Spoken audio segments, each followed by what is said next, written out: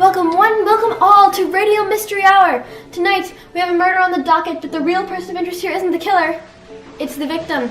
You see, our dearly departed friend is none other than the universe.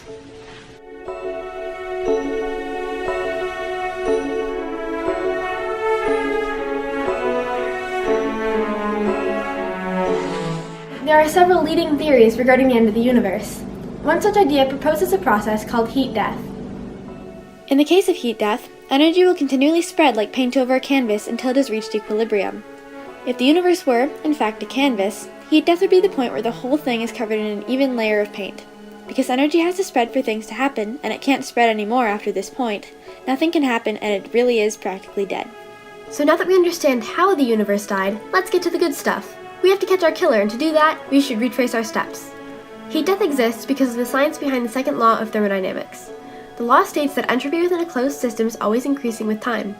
Entropy is the amount of disorder in a system, and the second law states that a system will always become more chaotic if given the opportunity. When I was first learning about entropy, it reminded me of another concept in nature, Charles Darwin's theory of evolution.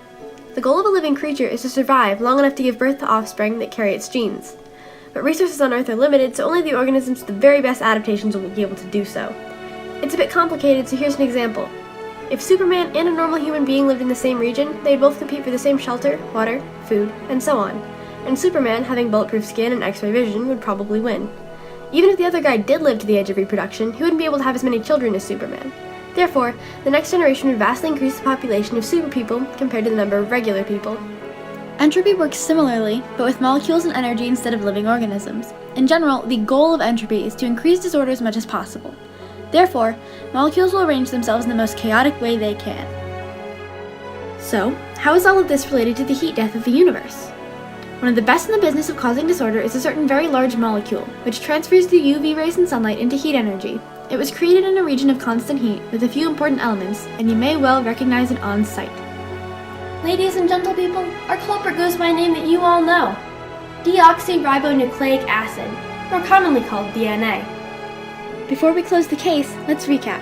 Heat death is caused by the spreading of chaos through entropy. The longer DNA lasts, the longer it can spread heat, so organisms evolved to live longer cause the most entropy, and those organisms cause heat death.